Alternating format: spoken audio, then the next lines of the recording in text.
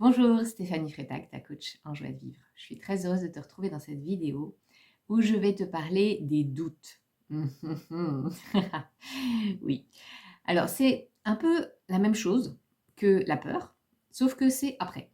Genre, la peur, c'est avant de faire un choix et d'aller faire quelque chose. Et le doute, bah, c'est une fois que tu y es et que tu as mis les deux pieds dedans, pourquoi j'ai fait ça? Voilà. Et je voudrais apporter vraiment de la douceur là-dedans. Assez souvent, on lutte. On lutte contre nos peurs, on lutte contre nos doutes. Aujourd'hui, j'ai parlé spécifiquement des doutes. On lutte contre nos doutes parce que on n'a pas envie d'aller voir dedans. Pourtant, il y a quelque chose qui est vraiment essentiel. C'est-à-dire qu'à l'intérieur de soi, il y a un juge. Alors, on peut lui apprendre à être moins cassant, moins pour devenir plutôt un sage. Un sage qui nous aide à avancer, plutôt qu'un juge qui sévit, quoi. Qui n'est pas très très cool avec soi-même.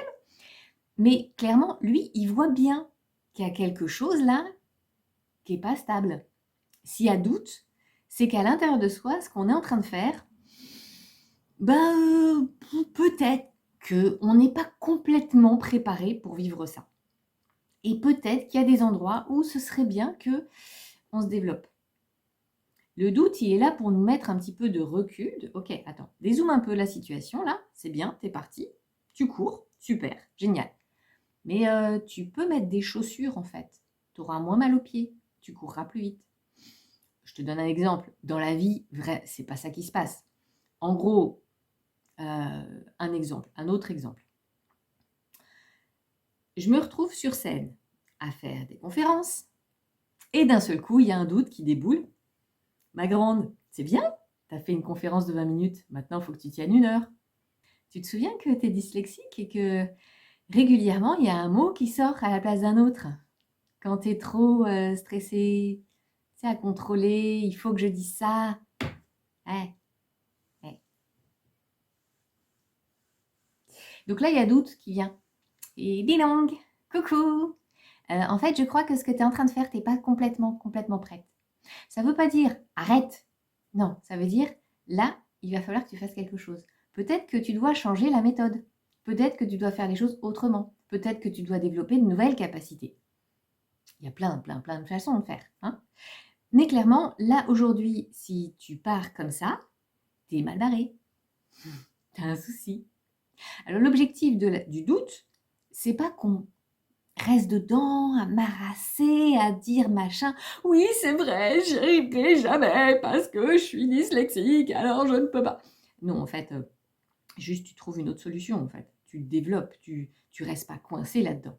Tu te mets en mode solution, tu deviens acteur.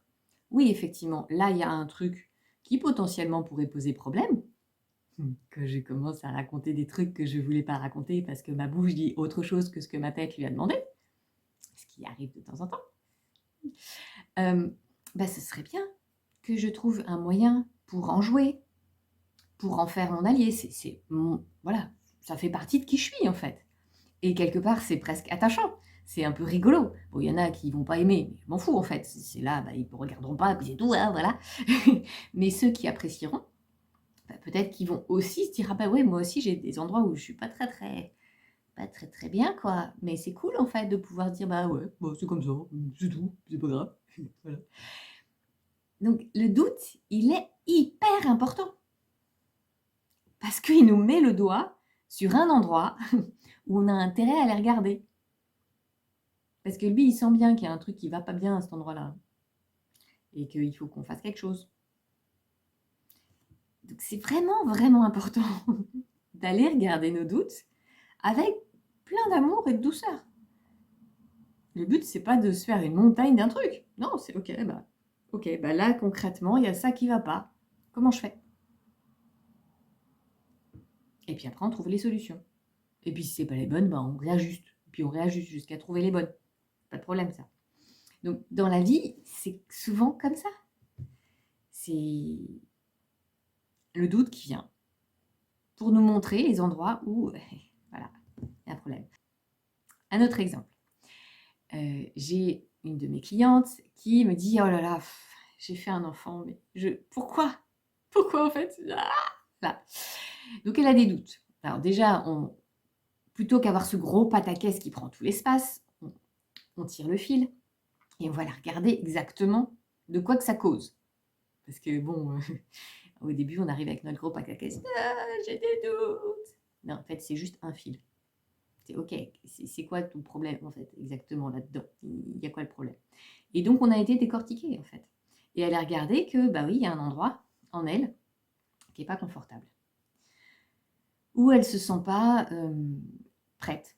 Elle se sent pas, être maman en fait. Enfin, il y a un truc elle veut pas reproduire en fait des trucs qu'elle a déjà vécu avec sa mère. Donc elle a pas envie de replonger dedans. Et ben tout simplement, OK, c'est ça. Alors c'est quoi maintenant les outils que tu as pour pouvoir améliorer ça? Plutôt que subir le gros machin là: «Mais pourquoi j'ai pas des enfants, ah?» Ben, en fait, c'est juste: «OK, maintenant il faut que je me développe pour devenir la mère que j'ai envie d'être». Pas être dans une version idéaliste, mais réelle. Tu vas être imparfaite et tant mieux. Parce que les enfants, ils ont pas besoin d'avoir des parents parfaits. C'est une galère sans nom des parents parfaits, parce que l'enfant est censé être meilleur que ses parents. Donc cool, je suis imparfaite et comme ça ma fille va pouvoir grandir encore plus. Donc c'est accepter qu'on n'est pas parfait, mais comment on peut tirer vers la meilleure version de nous-mêmes. Tirer vers cet idéal, déjà peut-être le définir, c'est quoi pour nous, c'est quoi nos valeurs, qu'est-ce qui est vraiment indispensable dans ce qu'on veut apporter à nos enfants. C'est quoi voilà, notre raison d'être en fait, parents. C'est quoi pour nous être parents. Et puis en plus, comme ça permet d'élaguer des trucs qui ne sont pas nécessaires. Et concrètement, comment tu veux faire pour être une meilleure maman? Qu'est-ce que tu vas mettre en place? Et en fait, du coup, ça a fait du tri déjà sur plein de petits trucs où elle pinaille parce qu'elle essayait d'être dans du contrôle partout pour tenir une situation, alors que voilà, elle se mettait un stress pas possible pour pas grand-chose finalement. Donc ça lui a permis vraiment de lâcher tout ça pour être à l'endroit qui était vraiment important pour elle. C'est tout simplement, elle était dans ce mode de repli, de contrôle, de surcontrôle, parce qu'elle ne savait pas par où commencer, elle était complètement perdue en fait. Et ce doute-là lui prenait tout l'espace. Donc, ok, ta grosse pelote de laine, là, on en tire un fil, ça permet de relâcher tout, tranquille quoi. Et là où c'est vraiment essentiel, là je me développe. Et là, en fait, elle devient presque intransigeante sur les trucs qui sont indispensables dans l'éducation, dans ce qu'elle veut transmettre, avec cette souplesse bien sûr de la vie. Hein. Les enfants ne sont pas tels que nous, on aimerait qu'ils soient. Hein, et autant mieux, parce que nous non plus, on n'est pas pareil. On n'est pas parfait. Donc vraiment, c'est ramener de la douceur dans tout ça et puis voir notre doute comme un espace pour grandir, tout comme la peur.